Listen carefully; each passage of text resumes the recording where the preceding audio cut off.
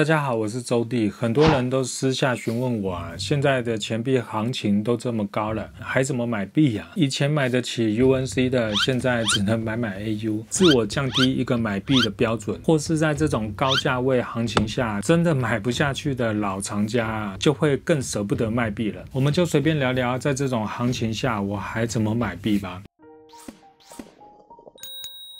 现在买币真的像挑西瓜一样，看纹路、颜色，压一压，看看硬度。行情上涨之前与之后最大的差异就是大家对状态更加的挑剔了。简单说一下，状态是什么？状态就是鉴定公司没给分数的各种理由，划痕、清洗、烂底、各种缺陷。状态好的就是没有这些缺陷。前面花点时间又再次讲状态，可见呢我多在意状态啊！如何帮钱币估价的这个影片有特别介绍。OK， 现在才要进入主题啊！钱币已达到高价位行情时，眼看好像也跌不下来，这时候该如何买币呢？今天聊的是分享我自己的看法啦。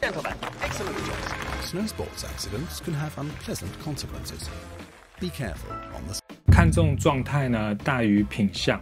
我们先了解银元历史的价格发展趋势，大家有没有感觉高分鉴定币已经开始买不起了？就算不是买不起呢，也有点买不下去了。比方目前最新行情，大清宣3亿元 PCGS MS65 成交人民币46万。3年前2018年上海宏盛拍卖一枚 MS65 宣3成交了9万2千人民币，3年内整整差了5倍啊！你是要我们还怎么买啊？过去46万已经可以买到大部分的好品相样币，像宣2反龙中资1两之类的，很多藏家都已经将目标降低标准。不管你现在能买得起哪个阶段等级的钱币，现在买一枚过去能买4、5枚所以抓住一个思路，钱币越贵的同时买家会越挑剔。同样分数的钱币一个是老包浆，一个是白白的，价格上至少差一个分数也就是在同品种的情况下的一枚 MS63 老包浆会成交在一枚 MS64 但是白白的或是高频的价位。我还是相信状态好的有老包浆的以后的价格拉距会更大，搞不好会差2分都有可能品相好的又有老包浆就要看个人财力了，但是价位上有时候屡屡创天价，我个人还是买我能接受的范围。品相选择，大家可以打开 PCGS 鉴定数量报告，我就拿宣3亿元的数据来分析好了。66与66加共有8枚，65分加的有35枚，64分开始往下就都是破100枚以上，所以不用想了 MS65 以上这些如果有在大拍出现都一定是爆天价，我一般连做梦都梦不到，所以有能力的可以将目光降低到64分以下，不用去抢第1名、第2名的，价位上会比较适合大家看宣3评级数量最多的是 XF 40分，总共有1782枚。这个数字意味着什么？市场最大量，价位上相对的亲民一点，所以我会选 XF 40分以上的品项开始买就对了。有能力的目标再往上调 AU 53、58都可以。这个数据也可以告诉我们大清宣3的这个品种，或是引入其他鉴定盒也好，平均最多数量的品项会落在 XF 40，所以以这个分当标准分的话，越往上面的品项购买就会比一般市场平均品项要更好。这些低于 XF 40分以下的品项，相对的价格上就比较容易被 XF 40的行情价压制住。宣3 XF 40分呢，这条线大概是人民币4万上下，如果在价位上还是负担不起的话，可以换另一个品种买。打比方，这枚新云南3006分的数据，评级数量最大量的是 MS62， 这枚币呢可以从 MS62 以上开始买。目前62分新云南3006分大概是人民币2000到3000。钱币收藏是物以稀为贵，所以选择的品项至少要胜过市场的平均值。购买低评的评级币。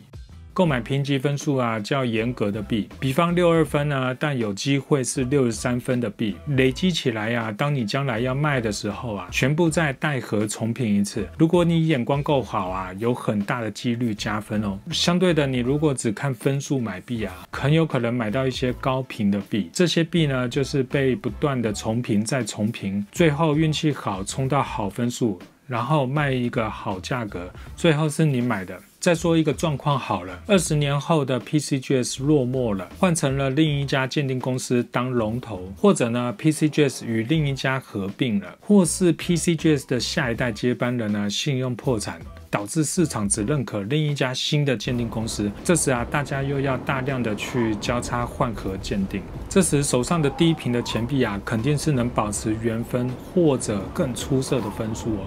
购买没分的币，这又是啊更讲究眼光了，但也是要有一定的运气在。像是一枚币被评为清洗，但是仔细看一下，清洗痕迹相当不明显，就可以买来敲核。如果再被评为清洗啊，顶多损失一个鉴定费，但是如果出了分啊，这个利润可不是一点点啊。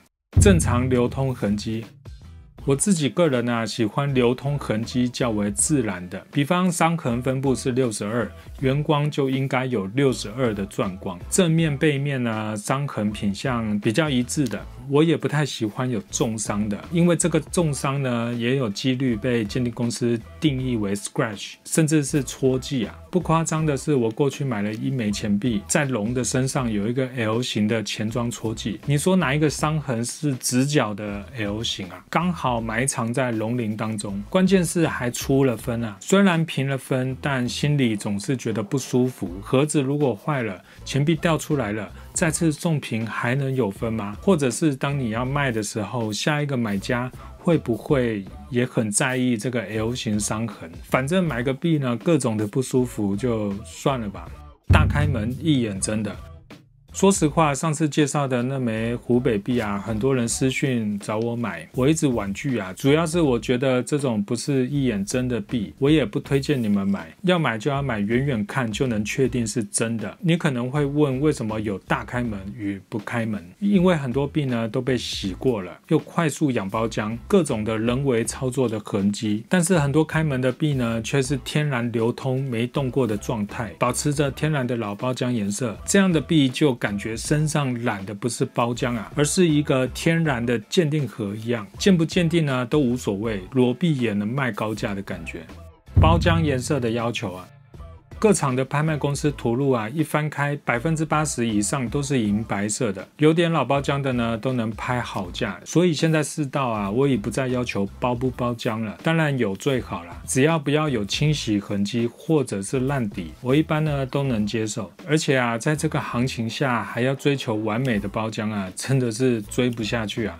最后来说说我比较避免自己购买的钱币吧。当然就是一开始说的状态差的钱币啦，尤其是集合所有状态差于一身的币啊。大家可以猜猜这枚没分数理由是什么？正面明显有 chart mark， 简单对吧？但是啊，你看这个清洗痕迹，肯定是 harshly clean， 各种方向的痕迹啊。这边呢，刚刚没注意到。还有涂鸦的痕迹。最后这枚币呢，凭的是涂鸦 XF Detail。我个人会比较避免自己去买到一个以上的没分理由的钱币。换收藏跑道。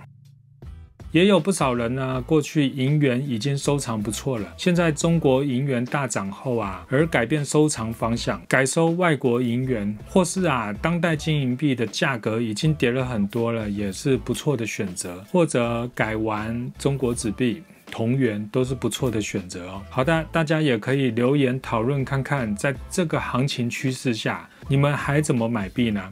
我们下次见，拜拜。